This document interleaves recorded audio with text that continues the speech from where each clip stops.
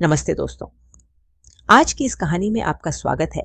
मेरी जिंदगी का सबसे बड़ा दुख यह था कि मैं मां नहीं बन पा रही थी। जब भी मैं गर्भवती होती 6 महीने बाद ही मेरा बच्चा गिर जाता। इस त्रासदी को मैंने बार बार झेला था। मेरे पति ने मेरा हर तरह का इलाज करवाया, डॉक्टर हकीम वैद्य, हर किसी के पास हम गए, लेकिन हर बार नतीजा वही निकला। उस दिन मैं अपनी सोच में डूबी हुई थी। क्या मेरी जिंदगी में कभी यह अधूरापन खत्म होगा? क्या मैं कभी मां बनने का सुख पा सकूंगी, या फिर यह मेरी किस्मत में ही नहीं लिखा? अचानक किसी की नजरों की तेज चमक ने मुझे हड़बड़ा दिया। मैंने अपनी नजर उठाकर देखा। सामने शीशे के गमले साफ करता हुआ हमारा नया नौकर खड़ा था। उसकी आंखें सीधे मुझ पर टिकी हुई थी। वह इस तरह मुझे देख रहा था मानो मेरे अंदर तक झांक लेना चाहता हो। जैसे ही मेरी नजर उस पर पड़ी, वह छुप गया। उसने फौरन अपनी नजरें झुका ली और फिर से गमले को साफ करने में लग गया। लेकिन उसकी आंखों में जो कुछ था वह मुझे बेचैन कर गया। क्या वह मेरी तकलीफ को समझ गया था, या फिर उसने सिर्फ यूं ही देख लिया था? कुछ दिन पहले ही हमारा पुराना नौकर काम छोड़कर चला गया था, और उसके बाद मेरे पति ने नया नौकर रखा था। वह नौकर लगभग 24 से 25 साल का था और घर के छोटे मोटे कामों के साथ साथ ड्राइवरी भी करता था। मेरे पति ने उसे खासकर मेरे कामों के लिए रखा था। मुझे जहां भी जाना होता, वहीं नौकर मेरी गाड़ी चलाने और मुझे साथ लाने का जिम्मा निभाता था। शुरुआत में मुझे इस बदलाव में कोई खास फर्क नहीं महसूस हुआ था, लेकिन जल्दी ही मैंने एक अजीब बात महसूस की। जब मैं गाड़ी की पिछली सीट पर बैठी रहती, तो वह नौकर बहाने बहाने से मुझे घूरता रहता। मुझे पता था कि वह जानबूझकर मुझे देख रहा था, लेकिन जैसे ही मैं उसकी तरफ देखती, वह फौरन अपनी नजरें घुमा लेता। मैं नहीं समझ पा रही थी कि यह उसकी नजरें मेरे प्रति क्यों बदल रही थी, या फिर मैं किसी और वजह से ही उसे बेचैन कर रही थी। लेकिन यह स्थिति मुझे और अधिक असहज करने लगी थी, खास तौर से जब मेरे पति के साथ घर में होने वाली बातचीत बढ़ी। मेरी बीमारी ने उसे मुझसे दूर कर दिया था। वह मुझसे तंग आ चुका था। मेरी यह परेशानी, बार बार गर्भपात होना, उसे भी मानसिक और भावनात्मक रूप से थक चुका था। हम दोनों के बीच अब वह प्यार और समझदारी नहीं रही थी जो पहले हुआ करती थी। वह ज्यादा देर तक मेरे साथ नहीं रह पाता था, और घर की बातों में भी कुछ ना कुछ उलझन रहती थी। मेरे पति को मेरे इस हालात के चलते गुस्सा और परेशानी होने लगी थी, और मैं महसूस कर रही थी कि अब वह मुझसे बेजार हो चुका था। मुझे अपनी ही असहाय स्थिति पर घिन महसूस होती थी। एक ऐसी महिला जिसके पास सब कुछ था, दौलत, शोहरत और एक अच्छा पति, फिर भी वह बच्चा नहीं जन्मा सकती थी। मैंने महसूस किया कि दुनिया मुझसे दूर हो रही थी। जब भी मैं किसी पार्टी या महफिल में जाती, खासकर महिलाओं के बीच, तो मुझे महसूस होता कि वे मुझसे दूर हो जाती थी। मुझे ऐसे महसूस होता जैसे मैं कोई अछूत हूं। खासकर प्रेग्नेंट औरतें मुझे ऐसे देखती जैसे मैं कोई डायन हूं जिससे उनका बच्चा मर जाएगा। मुझे पता था कि लोग मुझे इसीलिए बर्दाश्त करते थे क्योंकि मेरा पति एक बड़ा बिजनेसमैन था। उसकी पहचान और पैसे के कारण लोग मुझे नजरअंदाज नहीं कर सकते थे। लेकिन सच यह था कि मेरी बीमारी और बार बार होने वाले गर्भपात ने मुझे समाज से दूर कर दिया था। लोग मुझसे बात तो करते थे, लेकिन दिल से नहीं। सिर्फ मेरे पति के पैसे और तात्कालिक फायदे के लिए मेरे पास आते थे। जब भी मैं किसी पार्टी में जाती, मुझे साफ महसूस होता था कि औरतें मुझसे ठीक से बात नहीं करती थीं। वे मुझसे दूर रहने की कोशिश करती थीं, जैसे मेरा होना उनके लिए किसी मुसीबत का कारण हो। सबको यह पता था कि जब भी मैं गर्भवती होती, 6 महीने के बाद मेरा बच्चा गिर जाता था। ये किसी औरत के लिए बहुत बड़ी परेशानी होती है। जब एक औरत अपने पेट में अपनी औलाद को महसूस करती है, उसकी धड़कनें और उसकी हलचल, तो वह उससे गहरे रिश्ते में जुड़ जाती है। फिर जब अचानक वह सब कुछ खो देती है, तो यह उसके लिए बहुत दर्दनाक होता है।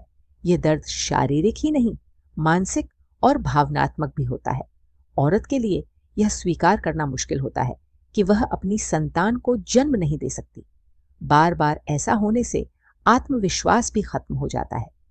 मैंने अपने आंसू पोंछे, और घर में करने के लिए मेरे पास कोई काम नहीं था, क्योंकि हर काम के लिए नौकर थे। इसीलिए मैं हमेशा अपनी ही सोच में खोई रहती थी।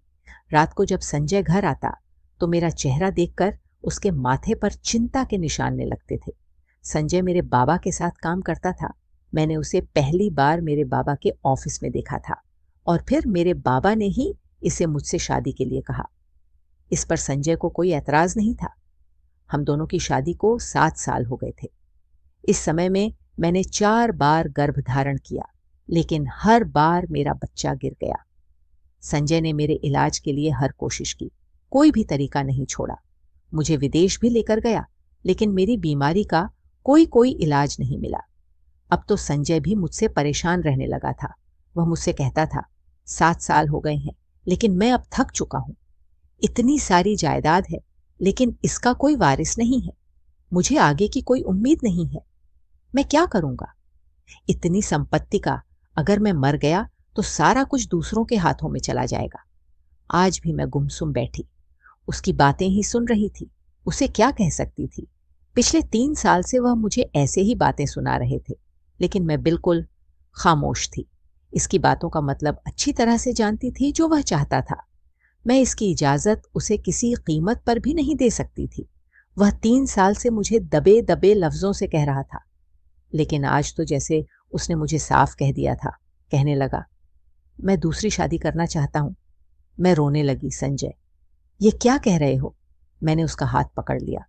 मैंने कहा, ऐसा मत करो। तुम क्या समझते हो औलाद कि ना होने का गम सिर्फ तुम्हें है, मुझे नहीं है? मैं अपनी औलाद खो देने के बाद लोगों के इतने घटिया रवैया को भी बर्दाश्त करती हूं, और ऊपर से तुम मुझ पर एक और जुल्म करने के लिए कह रहे हो। मेरे घर में सौतन लाना चाहते हो? संजय को मुझसे मोहब्बत थी।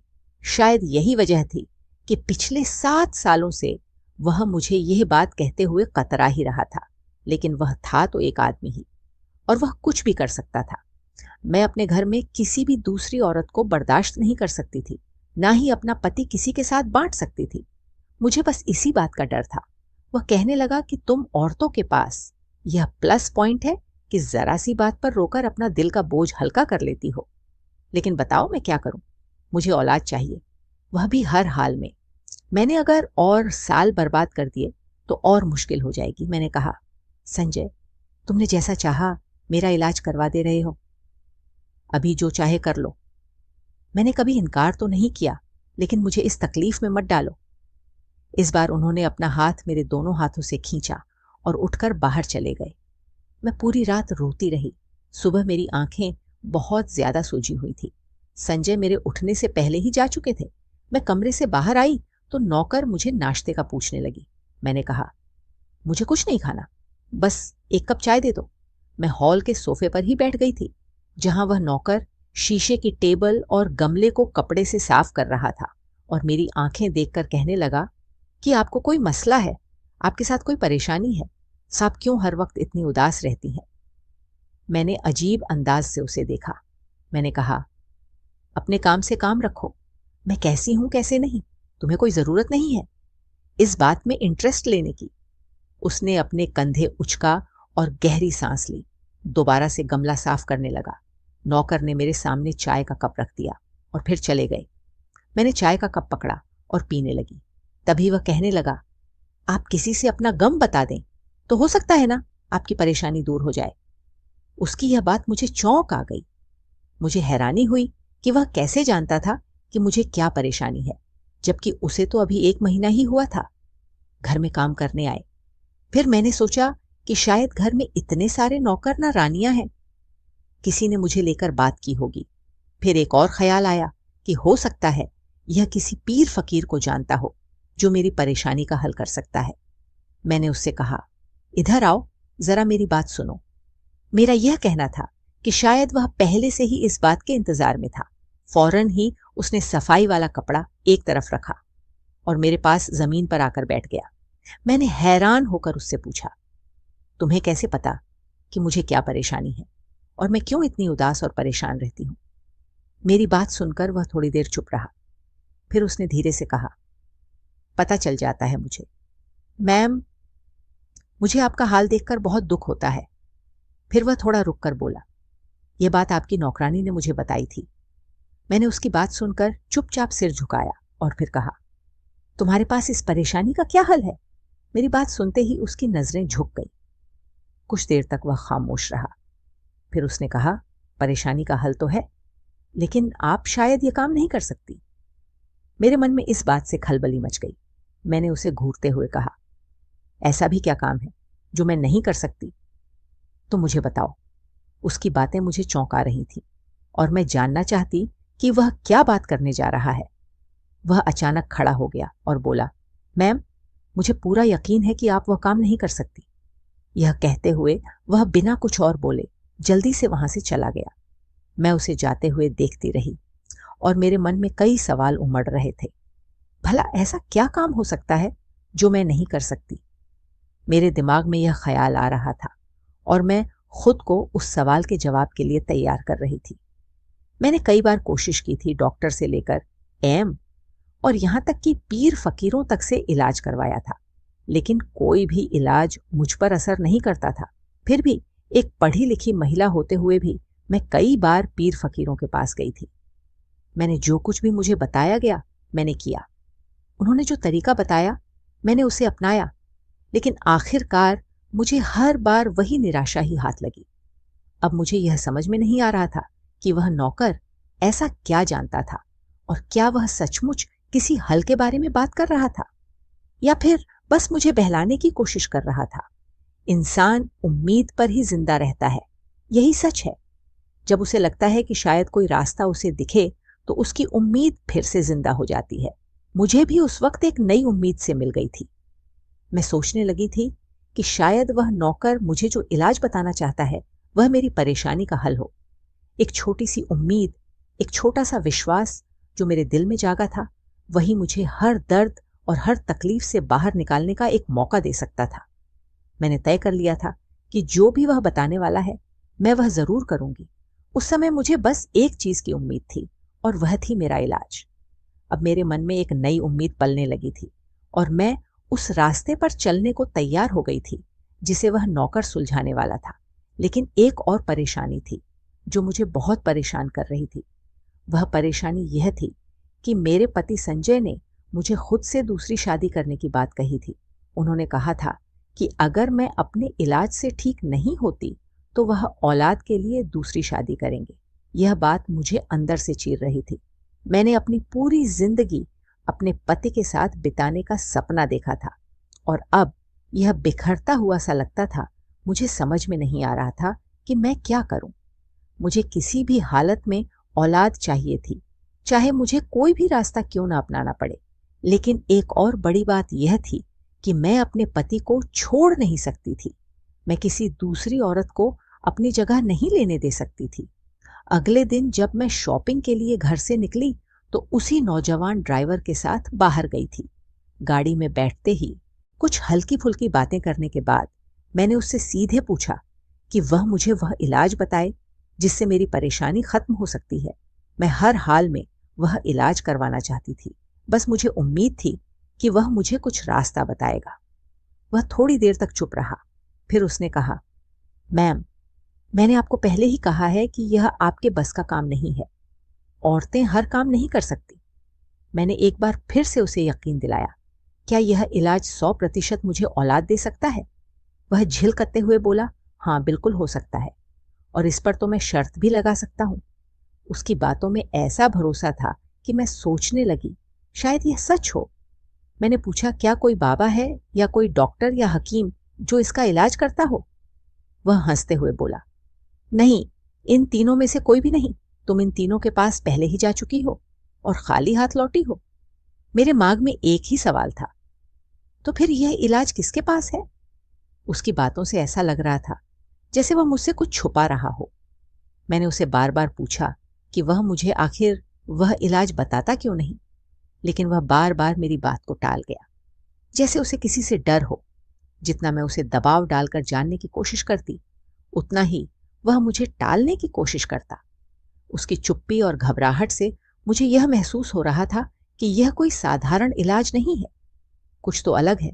अब तो मैं दिन रात बस यही सोचती रहती कि वह मुझे किसी तरह से इलाज के बारे में बताए ताकि मेरा घर भी टूटने से बच जाए। आजकल मैंने देखा था कि संजय मुझे बिल्कुल भी बात नहीं कर रहा था। ऑन फिर से घर आता तो लैपटॉप लेकर बैठ जाता और उसके बाद मोबाइल पर कभी अपने दोस्तों से बात कर रहता तो कभी चैट करता रहता। अगर मैं इससे कोई बात शुरू भी करती तो वह मुंह बनाते हुए कमरे से बाहर निकल जाता।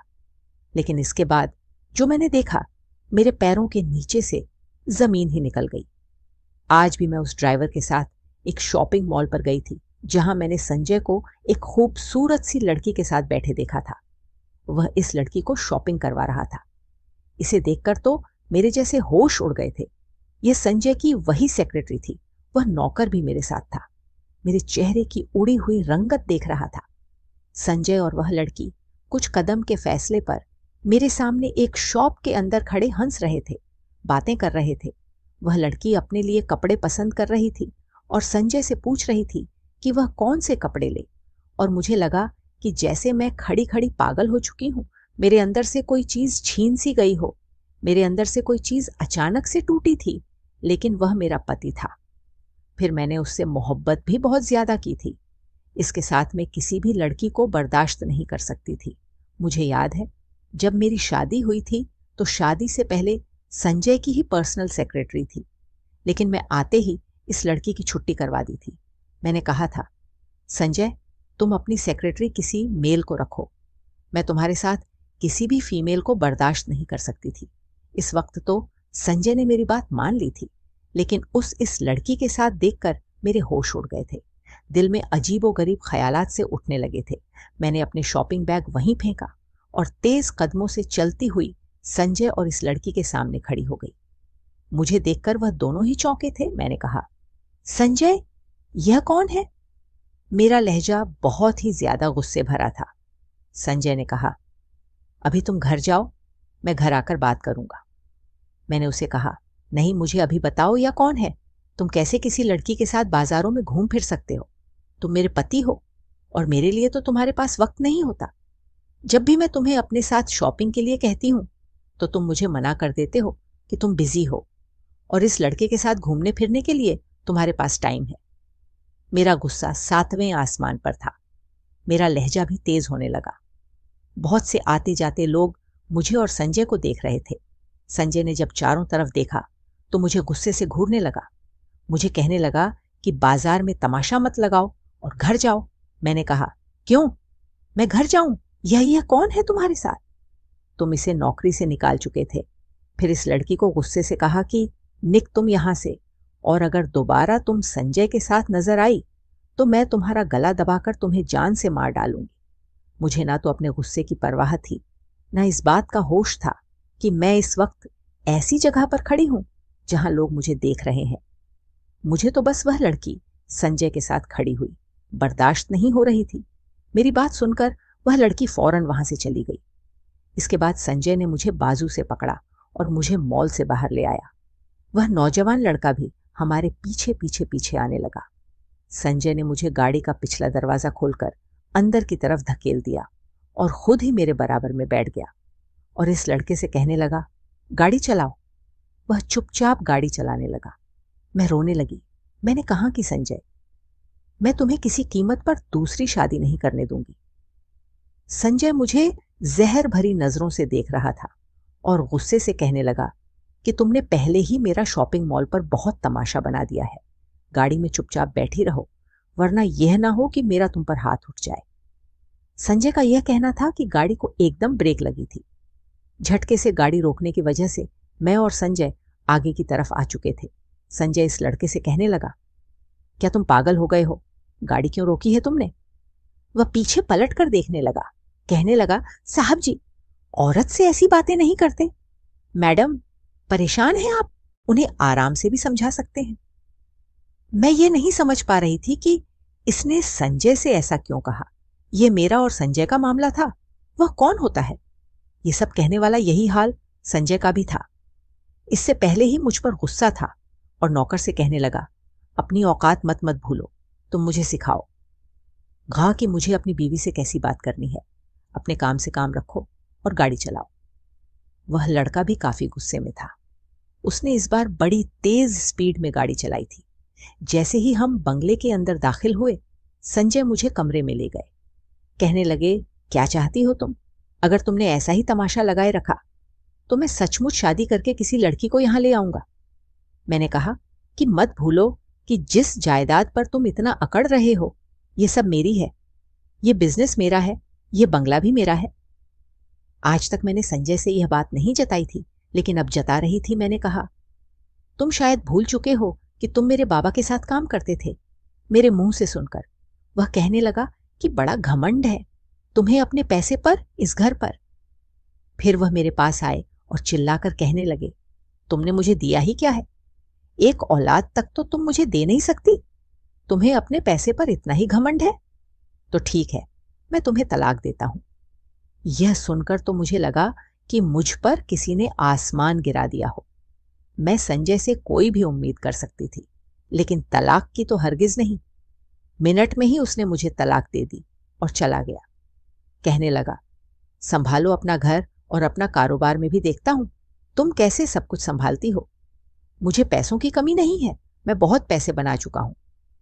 यह कहकर वह घर से निकल गया और मैं यूं खड़ी थी जैसे कोई पत्थर की मूरत हो। मुझे सदमा ही बर्दाश्त नहीं हुआ। मैं वहीं गिर के बेहोश हो गई। जब मुझे होश आया तो मैं अपने बेड पर लेटी थी और डॉक्टर मुझे चेक कर रहे थे। वह नौकर और घर की नौकरानी भी मेरे कमरे में मौजूद थे। डॉक्टर ने मुझे होश में देखा तो पूछने लगे कि आपको क्या हुआ था। मैं इसे क्या बताती कि मैं क्या खो चुकी थी। मैंने कोई जवाब नहीं दिया। डैड कुछ दवाई लिखकर कहने लगे कि यह दवाई मंगा लो, आप ठीक हो जाएगी। डॉक्टर घर से जा चुके थे। इस लड़के ने इस घर की नौकरानी से कहा कि मैडम के लिए फ्रेश जूस लेकर आओ। वह नौकरानी भी कमरे से बाहर निकल गई। वह लड़का चलता हुआ मेरे पास आ गया। कहने लगा, मुझे पता है आप बहुत बड़े सदमे से गुजर रही हैं। यह बात सुनकर मैंने हैरत से उसकी तरफ देखा था।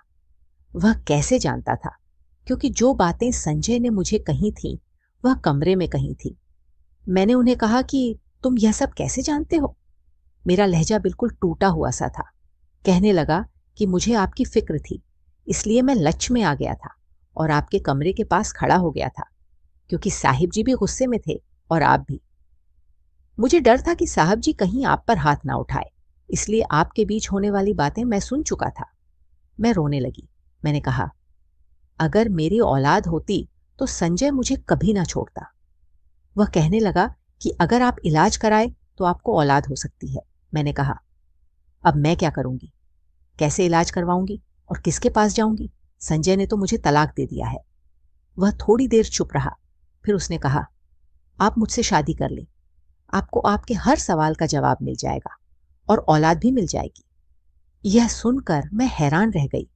पहले जब मैंने उससे इलाज के बारे में पूछा था तो वह हमेशा इनकार करता रहा था। अब जब संजय ने मुझे तलाक दे दिया है तो वह कह रहा था कि अगर मैं उससे शादी कर लूं तो मुझे औलाद भी हो जाएगी। मेरे सिर में उसकी बातों का गूंजने लगा था। क्या यह सच हो सकता था? मेरी पूरी दुनिया जैसे उलझ सी गई थी। मैंने उसे कमरे से बाहर भेज दिया, लेकिन पूरा दिन यही सोचते हुए बीत गया कि क्या यह सही होगा? अगर मैं उसकी बात मान लूं तो क्या मुझे औलाद मिल सकती है? गुस्से में आकर संजय ने मुझे तलाक दे दिया था, लेकिन अगर यह लड़का सही में मुझे औलाद दे सकता है तो शायद कोई हर्ज नहीं होगा। अगर मुझे औलाद मिल गई तो मैं उससे तलाक ले लूंगी और फिर से संजय से शादी कर लूंगी।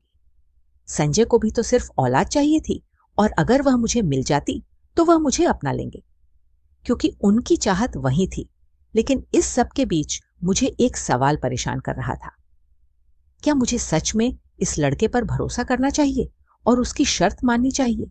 मैंने इस नौकर से कहा, मुझे तुमसे शादी करने में कोई दिक्कत नहीं है। यह सुनकर वह खुशी से झूम उठा। उसी शाम मेरी शादी सोहन से हो गई थी, जिसका नाम आज मुझे पहली बार पता चला। मैं बहुत ज्यादा तैयार नहीं हुई थी, क्योंकि यह मेरी कोई ख्वाहिश नहीं थी, बल्कि यह तो एक मजबूरी की शादी थी। रात को जब वह मेरे कमरे में आया तो मेरा दिल तेजी से धड़कने लगा, लेकिन यह डर की धड़कन थी, मोहब्बत से नहीं।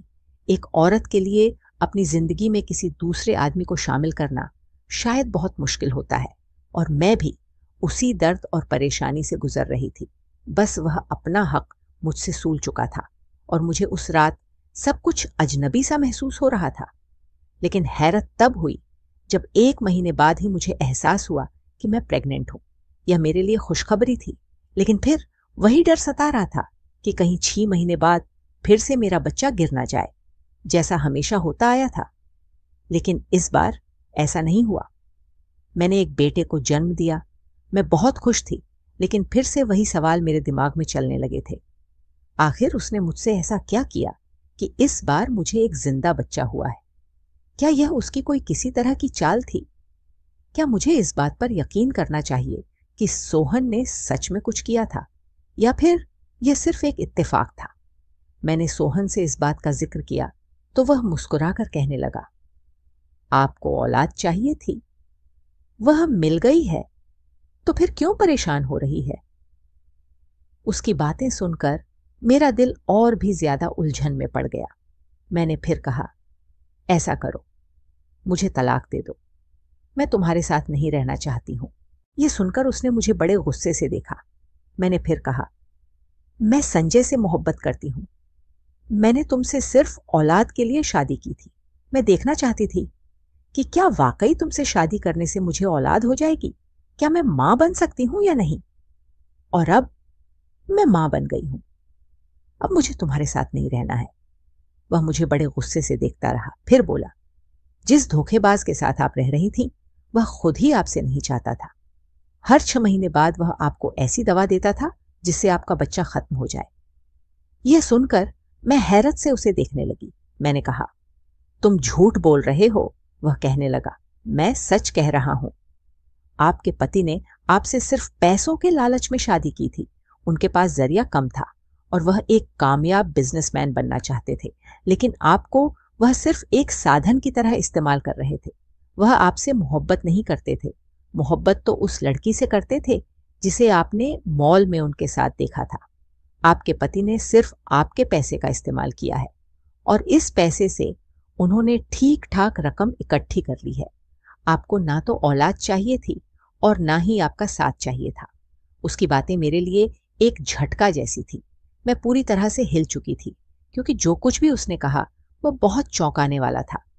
मुझे यकीन नहीं हो रहा था कि जो इंसान में अपने साथ था वह इतना झूठा और बेरहम हो सकता है। उसने मुझे फोन थमा दिया जिसमें एक वीडियो थी। वीडियो में अजय फोन पर उस लड़की से बातें कर रहा था और वह कह रहा था, अब मैं कामयाब हो गया हूं। मेरे पास इतनी दौलत है कि अब ना तो मुझे तुम्हारी जरूरत है और ना ही तुम्हारे किसी एहसान की सोहन कहने लगा। यह सब बातें मैंने जब भी यहां नौकरी शुरू की थी तब सुनी थी, इसलिए मुझे आपसे हमदर्दी हो गई थी। कब यह हमदर्दी प्यार में बदल गई मुझे खुद भी नहीं पता। आप बिल्कुल ठीक कह रहे हैं, आपका पति ही आपके साथ वफादार नहीं था। अब क्या आप इस आदमी के साथ रहना चाहती हैं? सोहन यह कहकर कमरे से बाहर चला गया। मैं उसकी बातों पर सोचने लगी और फिर महसूस किया कि मेरी जिंदगी में अब कुछ बदलाव आ गया था। अब मैं उसी के साथ रहने लगी थी, क्योंकि जो आदमी मेरे साथ जबरदस्ती नहीं रहना चाहता था उसके साथ रहने का कोई फायदा नहीं था। मेरे लिए यह फैसला आसान नहीं था, लेकिन जब इंसान खुद को नजरअंदाज कर चुका हो तो उसे किसी और के साथ रहकर अपना जीवन फिर से संजीवनी देना सबसे सही रास्ता लगता है। सोहन ने मुझे समझा, मुझे सहारा दिया और अब मैंने महसूस किया कि शायद मेरे लिए यही सही था। कहानी का यह मोड़ मेरे लिए एक बड़ी शिक्षा लेकर आया।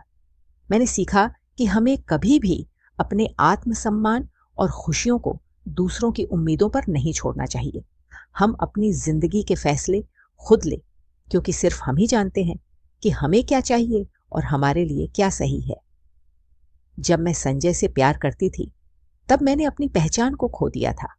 मैं सोचती थी कि अगर मैं औलाद पैदा कर सकती हूं तो सब ठीक हो जाएगा, लेकिन मैंने महसूस किया कि खुद के लिए जीने का मतलब किसी को साबित करने का नहीं होता, बल्कि खुद से प्यार करने का होता है। सोहन से शादी करने के बाद मुझे यह समझ में आया कि किसी के साथ रहने का मतलब यह नहीं होता कि हमें अपनी जिंदगी के बाकी हिस्सों को समझौते के रूप में जीना पड़े। हमें अपने हक में फैसले लेने का अधिकार होता है और हमें उन फैसलों पर अडिग रहना चाहिए जो हमारी खुशियों के लिए बेहतर हो।